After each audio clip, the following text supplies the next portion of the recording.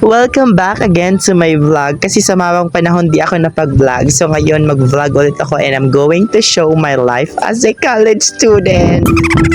So ayan, gumising nga ako ng maaga kasi nga may klase pa kami. So ayan nga, nakaupo ako at naghinuktok dyan kung ano namang problema ang darating. My God, life as a student. So ayan nga, pumunta na nga ako sa sala namin. Alam mo naman, bilang isang estudyante, magluto talaga yan. Kasi kung di ka luluto na, mapas mo talagang darating mo, day. Kasi pag college ka na, di na si mama magliyok sa'yo, day. Ikaw na talaga mag-isa, ikaw na maglaba, ikaw na magluto. So sa puntong ito, pumunta na nga ako ng ref upang matingnan kung ano namang isusudan ko ngayon. Kaya nakita ko nga yung hotdog, kaya ito lang kinuha ko upang maging ulam ko ngayon. Medyo nagduha-duha pa nga ako dyan na kukunin ko bang hotdog o hindi. Kasi sa loob ng ref, may dalawang ulam ako nakatago dyan, yung karne at saka hotdog. Pero kinuha ko pa rin yung hotdog kasi feel ko talaga mabubulok na ito. Kung magtanong kayo kung paano ko nalaman, kasi may kulot-kulot na talaga siya. So ayun nga, ginapasiga ko na itong butane ko upang mag-start na ako magluto. Kasi ako talaga pag nagaluto ako, mahilig talaga ako magkanta. Kasi pa ako talaga nagakanta, pabalik-balik na lang yan. Yung kantang, siyang kagahapon mo, ako ang ania, karuno charot. Hindi ako broken hearted ha, tumahimik kayo. Kaya kinuha ko na talaga tong kalaha ko at nilagyan ko na ng mantika. Baka mag-smilo kayo sa akin ha kung bakit yan yung kalaha ko. Rice cooker naman talaga yan. Sorry po talaga kasi wala po talaga akong budget ngayon. So as you can see, nilagay ko na yung mga hotdog dyan. Kung mapapansin nyo na wala talagang ulo yung mga hotdog ko kasi tinanggal ko talaga mga maday.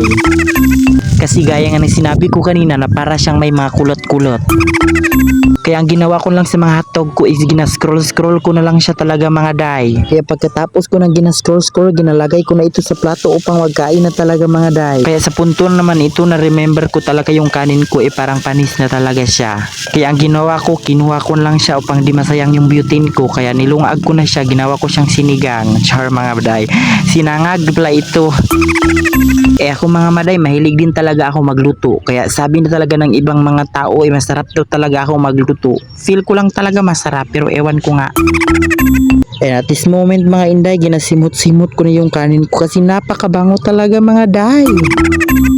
Kaya lang mga maday, ang problema, yung pagkagat ko sa isang hotdog na to, parang iba talaga yung lasa niya. Parang mapait-pait na maaslom-aslom, di ko alam mga day. Kaya ang ginawa ko, niluwa ko na lang talaga at nilagay ko na lang sa lamesa. Baka may mangyari pa sa atin, wag na. At kahit sa ikalawang hotdog pa rin mga day, ganyan pa rin yung mga lasa niya. Ewan ko nga lang talaga, sadyang sa pagluto ko lang pa or sadyang dito na lang talaga sa hotdog na to na kinulot-kulot na kanina. Pero alam mo mga baday, ako talaga yung taong mahilig kumain talaga. Parang may drum sa tiyan. Ewan ko lang ba talaga o sadyang ito lang talaga yung tawag na stress eating. Uy, stress eating! Kaya after ko talagang kumain mga day, pumunta na ako sa labas upang maligo. Nagubad na nga ako dyan ng saol ko upang flex sa inyo ang katawan ko. Uy, katawan na parang bangkay. Alam niyo talaga mga baday, hindi talaga ako nakatulog kagabi sa kakaisip kung bakit ang dami na talagang vlogger dito sa Pilipinas. Kaya ako mga day, nag-vlogger na lang talaga ako. Baka ako na lang yung maiwan dito na pobre sa Pilipinas. Uy, wag naman. Kaya sa puntong ito, di na talaga ako nag-shampoo kasi wala na talaga akong pambili ng shampoo. Kaya pagkatapos ko talagang naligo, nagbihis na ako. Kaya ngayon day, hindi na lang talaga ako mag-brief, mag-boxer na lang ako magpunta ng school. Total, hindi bitaw nila inukal yung pantalon ko, bahala kayo.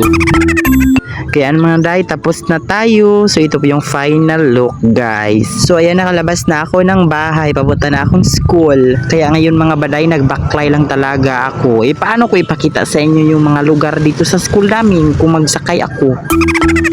So ito na talaga yung back gate namin mga baday. Napakaganda nga naman, diba? Dati hindi to ganito, pero ngayon meron na.